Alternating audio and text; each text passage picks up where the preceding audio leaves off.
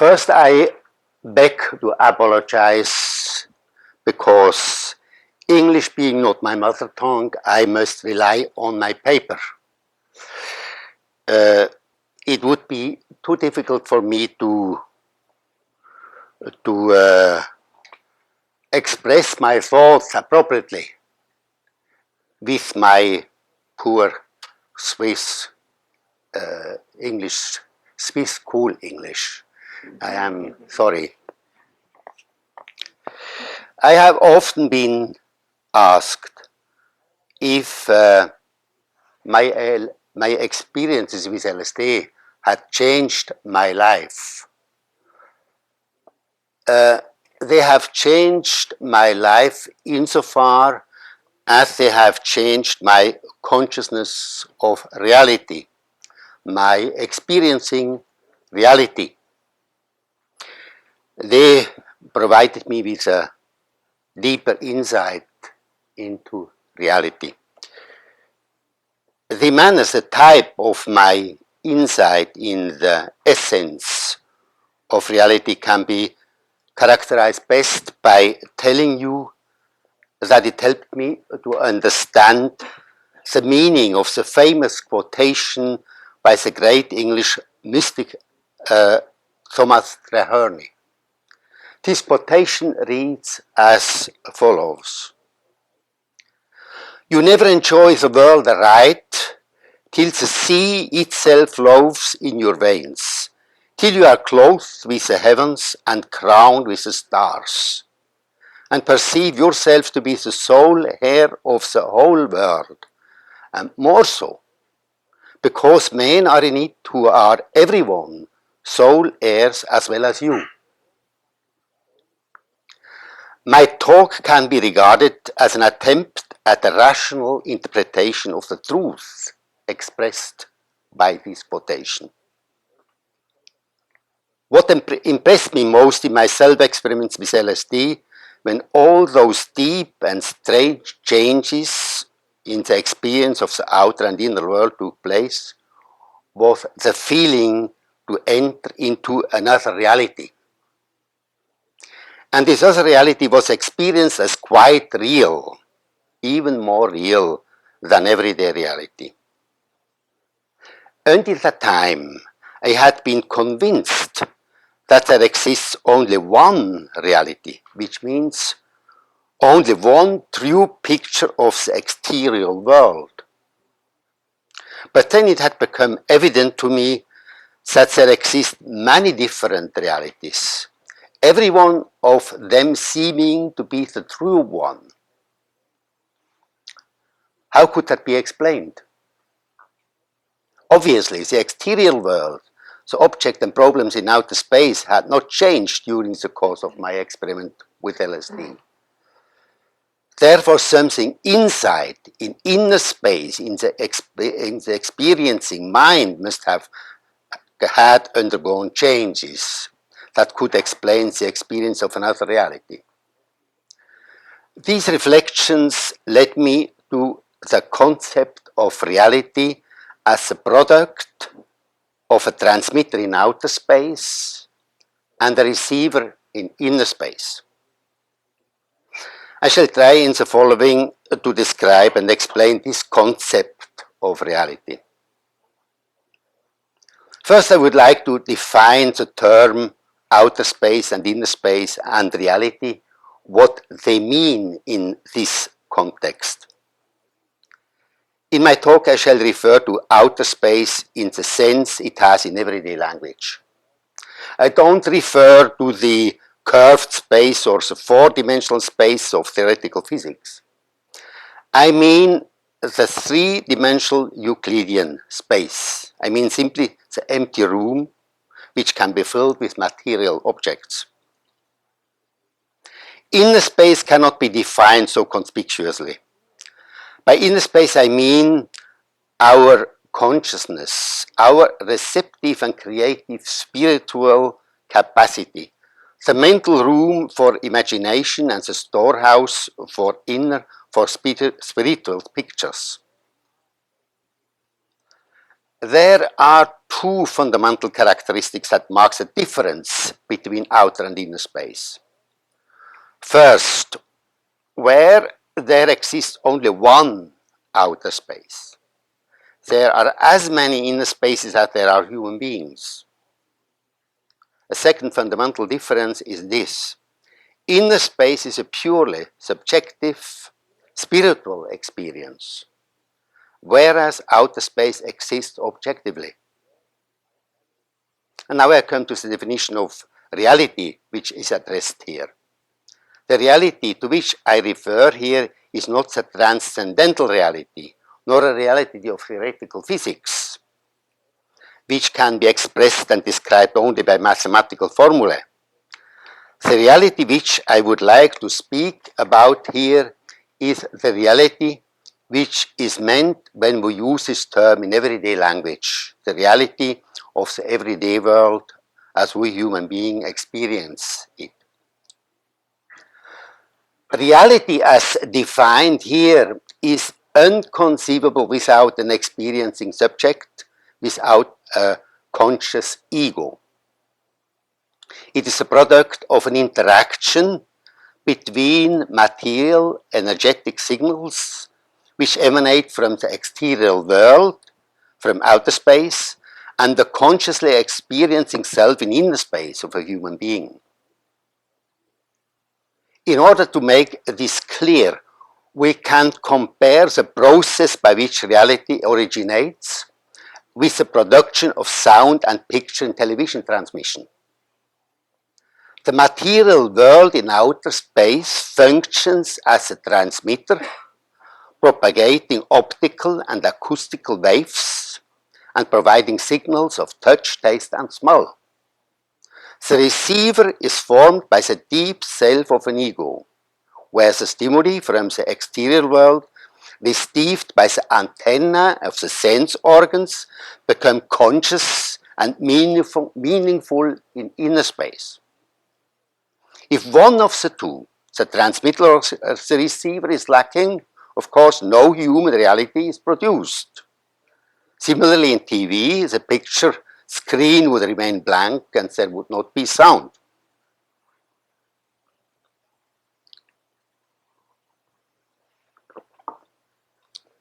Let us now examine what we know from scientific research about the physiology of human beings in their function as a receiver, and about the mechanism of receiving and experiencing reality. The antennae of the human receiver are formed by our 5 sense organs.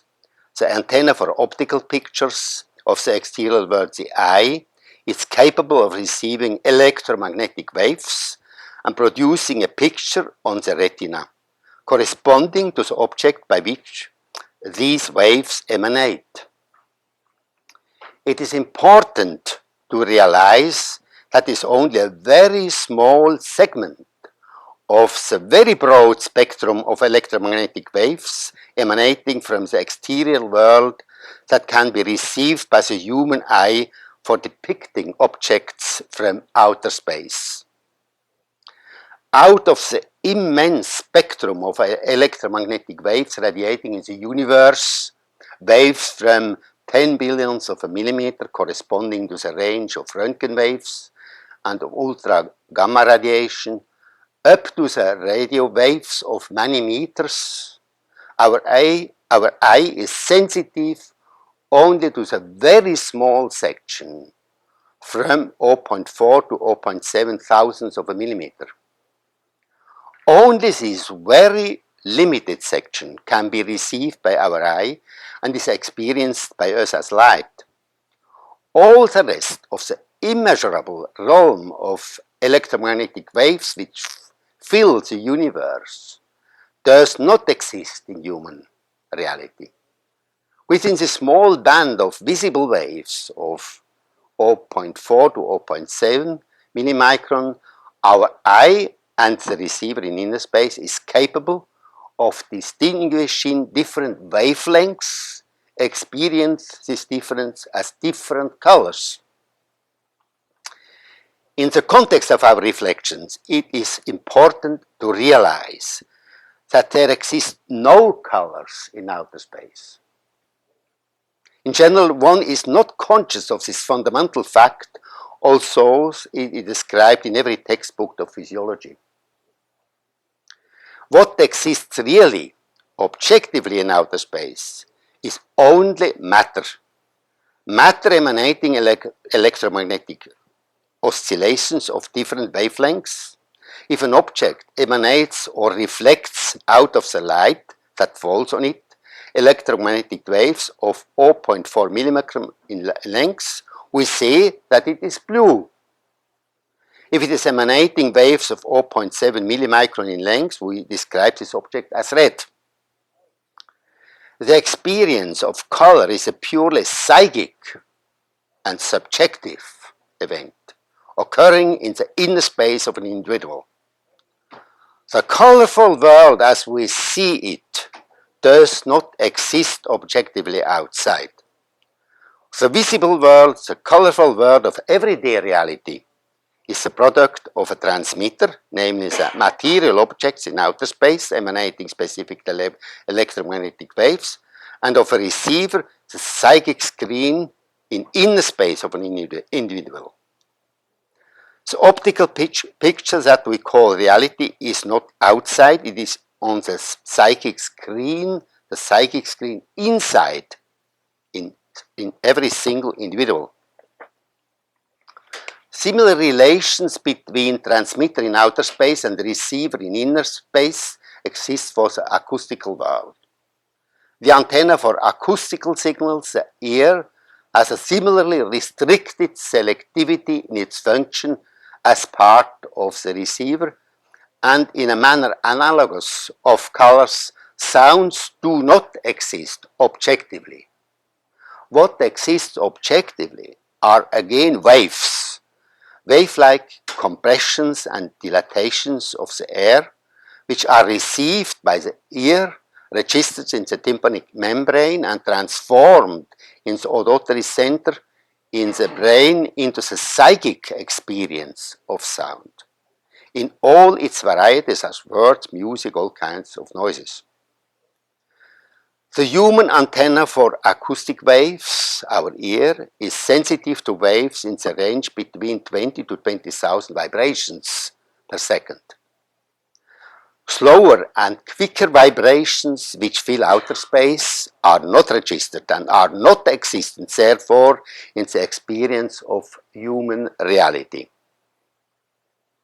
All the other aspects of reality which are disclosed by the other three senses, by taste, smell and touch, are provided by transmitters in outer space and receivers in inner space. Taste, smell and touch, like sounds and colors, do not exist objectively, chemically or physically.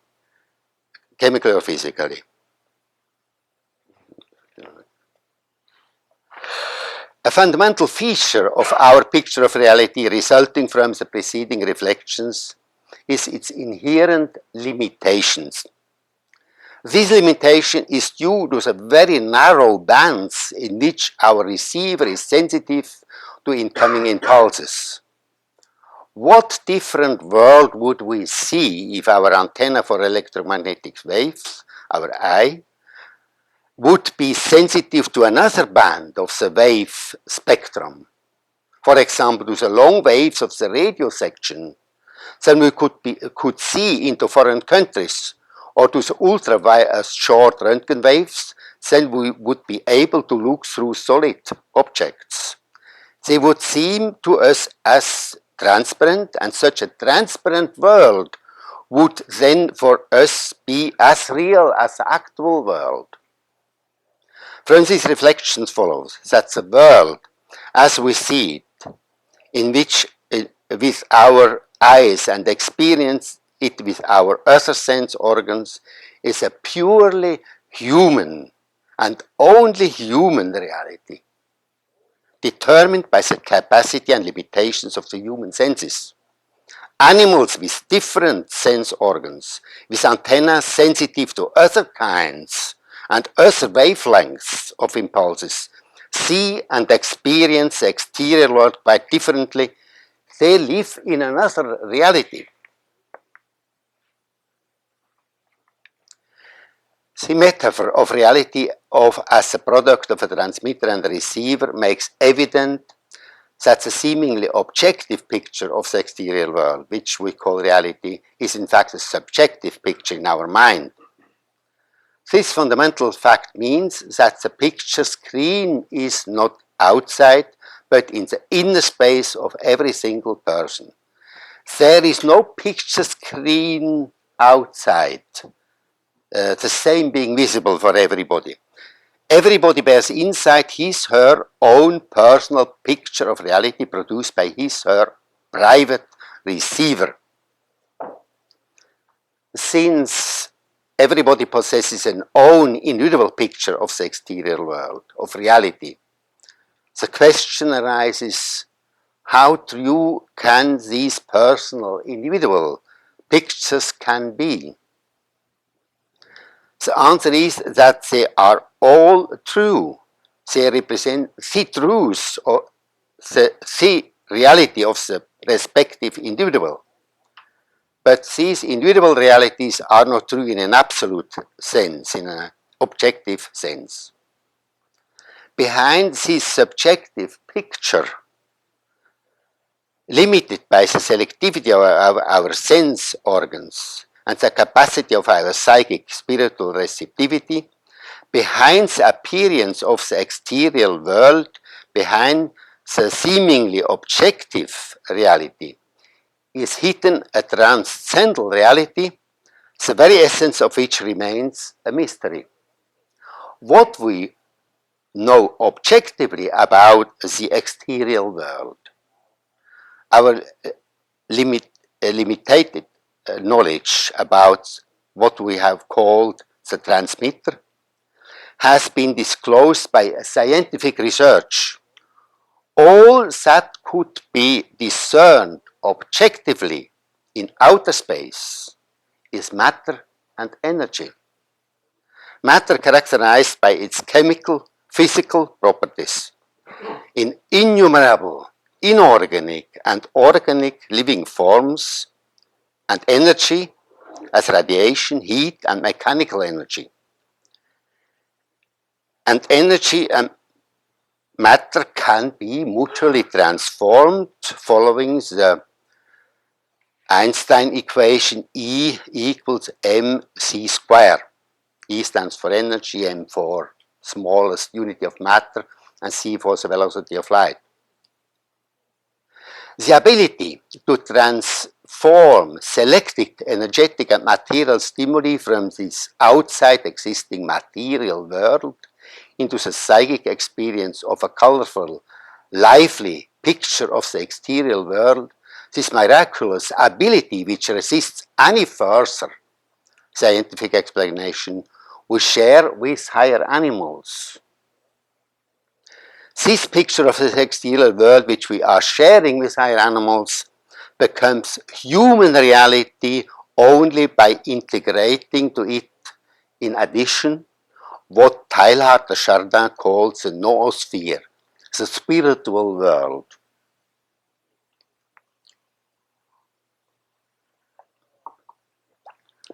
The term sphere, noosphere, evokes the imagination of a spiritual atmosphere, invisible, floating around the planet. But we have to recognize that what in outer space objectively of the noosphere is again only matter and energy. In outer space are only the symbols of spirit, namely sound in the form of spoken words and music, and matter in the form of books containing written words, all kinds of human arts, painting, sculptures, architecture, and so on. The noosphere, created by the contributions of countless individuals in the course of human evolution and history, could be stored and is now existing only in the form of these material and energetic symbols in outer space. It becomes spiritual reality, the noosphere. It becomes spiritual reality again only in individual human beings by the decoding capacity of their individual receiver in inner space.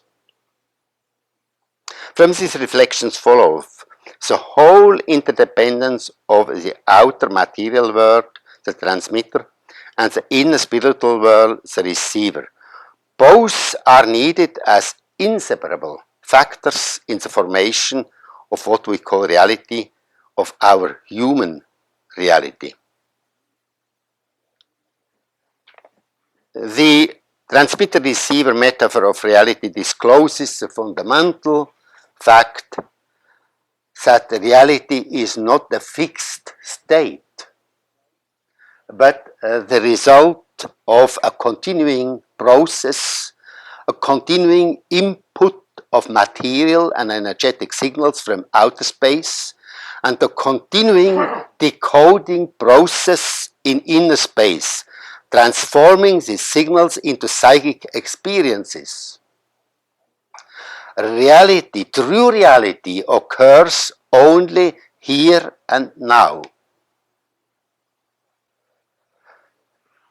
But the very value of the transmitter-receiver concept of reality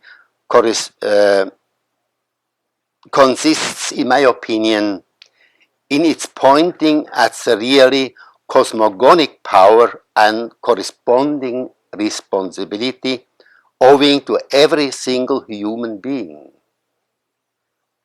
It is only in him or her that the creation becomes reality. Every human being is a creator of the world of his, of her own. This is the meaning of the saying by Thomas Traherne, quoted at the beginning of my talk, that you never enjoy the world aright till you perceive yourself to be the sole heir of the whole world, and more so because men are in it who are everyone sole heirs of as well as you. And the heavens and the stars become reality only in the individual human being, who therefore alone is able to become clothed with the heavens and crowned with the stars, which we all could and should, following Traherne, in order to enjoy world aright. This ability to create a world of his her own, this truly cosmogonic capacity, represents the very freedom of every human being, of which only few are aware, and it conveys to every human being the highest responsibility. Since reality can originate only in single individuals, only single individuals can change reality, can change the world. This means that everybody of us must try himself, herself, to become more perfect as a receiver in order to change, to reform the world which is needed so urgently. The transmitter-receiver metaphor of reality seems to be a dualistic concept of the world. Outer space and inner space, objective, transmitter, subjective, receiver. But this dualistic aspect disappears in an all-embracing transcendental reality if we proceed to follow the evolution of human reality, which means the evolution of the human being back to its very origin.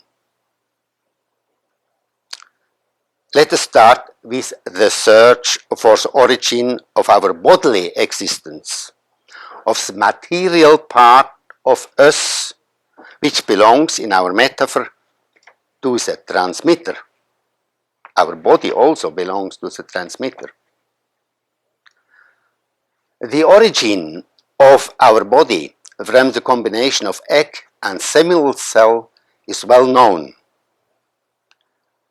But can the combination of seminal cell and egg be regarded as the very origin of our material, our bodily existence? Egg and seminal cell do not originate from nothing. They stem from the parents, which means that there is a transfer of matter from the parents to the child. And the parents too originate from egg and seminal cell of their parents, and so back through the generations. It is evident, therefore, that there exists an uninterrupted material connection of every human being of our time with all of his or her ancestors, and even back in the evolution unto the very origin of living matter unto the primitive cell. These reflections demonstrate that we all are related, even on the material level, with all our fellow creatures and with all living organisms, with animals and plants. We can go on with asking about the very origin and ask about the origin of the primitive cell. It must have originated by abiogenesis, which means that sometime in the evolution dead matter, atoms and molecules were put together to form the first living cell, the primitive cell.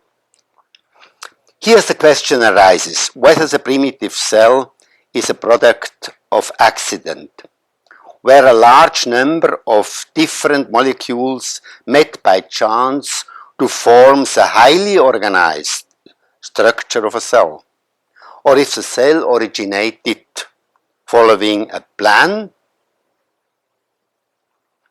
The question arises, is the origin of life an accidental, purely material, or a planned spiritual occurrence?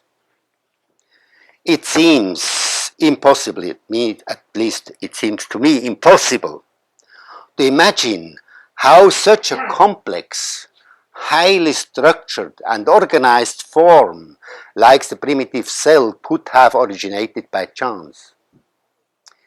It seems evident, but just here begins belief, that the primitive cell originated following a plan. The primitive cell contains itself a plan. In its nucleus, the plan for self-reproduction, the very characteristics of life. A plan represents an idea, and an idea is spirit. Actually, not only the primitive cell, but even its building materials, the atoms, represent already highly organized forms, a kind of microcosmos not imaginable to have originated by chance. Since the assumption that an accidental origin of highly organized forms, such as the atom and the cell, is not imaginable, is crucial for the belief in a spiritual origin and background of the universe, this assumption may be supported by a conspicuous metaphor. The construction of a cathedral is chosen here as an example for the origin of an organized form. But of course, innumerable other examples could be used for the same purpose. There may be scattered around somewhere all the bricks needed for the construction of a cathedral, and also the technical equipment and the necessary energy may be at hand. All these may be ready for millions of years without the idea of an architect, without his plan, without his supervision of the construction, as a cathedral never would originate, to my imagination.